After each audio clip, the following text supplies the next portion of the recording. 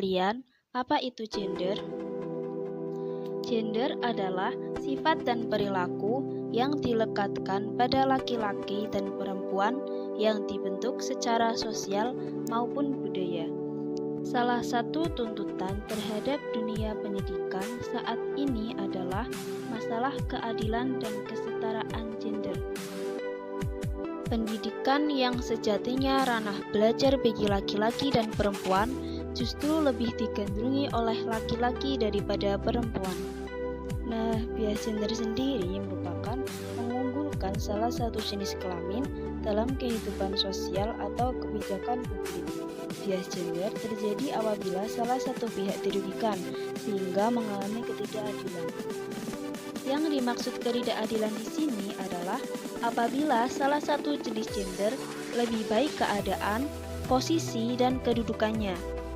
Bias gender tersebut bisa saja terjadi pada laki-laki maupun perempuan. Akan tetapi, khususnya di Indonesia, bias gender ini lebih banyak menimpa perempuan diakibatkan oleh norma-norma masyarakat yang membatasi gerak langkah perempuan serta pemberian tugas dan peran yang dianggap kurang penting dibandingkan jenis gender lainnya. Ketidaksetaraan gender dalam bidang pendidikan banyak merugikan perempuan. Hal ini dapat kita temukan dalam kehidupan keseharian masyarakat kita. Anak perempuan cenderung putus sekolah ketika keuangan keluarga tidak mencukupi. Perempuan harus bertanggung jawab terhadap pekerjaan rumah tangga. Pendidikan rendah yang dimiliki perempuan menyebabkan mereka banyak bekerja pada pekerjaan informal dengan upah yang rendah. Bentuk ketidakadilan yang dialami perempuan yaitu yang pertama, stereotyping atau labeling, merupakan pelabelan negatif terhadap salah satu jenis kelamin atau gender. Kasus dalam dunia pendidikan, pelabelan atau stereotyping ini terlihat ketika proses belajar mengajar, yakni saat mengerjakan LKS. Atau dalam sistem pembelajaran berupa buku ajar, gambar pilot selalu ditujukan kepada laki-laki karena memiliki kecakapan dan kekuatan, sedangkan perempuan selalu dikaitkan dengan guru yang tidak terlalu kuat dalam fisiknya dan hanya berfungsi untuk mendidik anak-anak.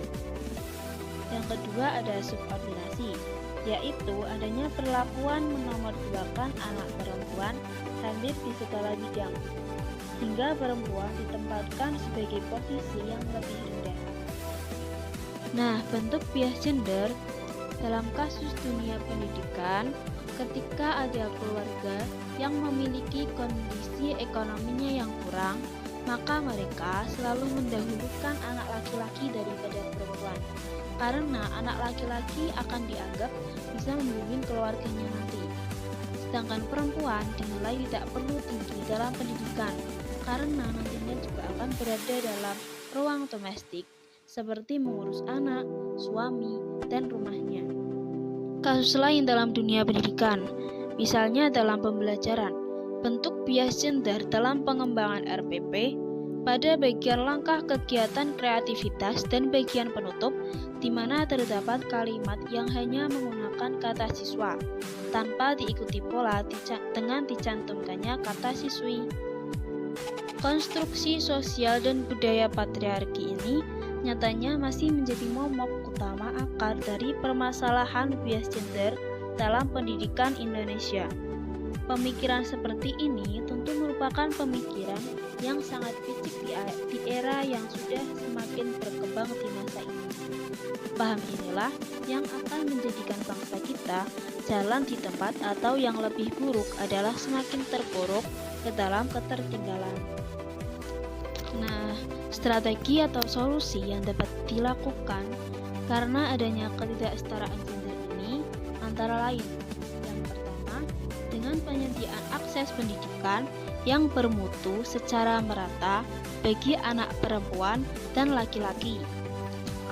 Yang kedua, penyediaan akses pendidikan kesetaraan bagi penduduk usia dewasa yang tidak dapat mengikuti pendidikan sekolah. Yang ketiga, peningkatan penyediaan pelayanan pendidikan baca tulis untuk meningkatkan derajat melek huruf, terutama penduduk perempuan. Yang keempat, peningkatan koordinasi, informasi, dan edukasi dalam rangka mengarus utamakan pendidikan berwawasan gender. Yang kelima, pengembangan kelembagaan institusi pendidikan baik di tingkat pusat maupun daerah mengenai pendidikan berwawasan gender.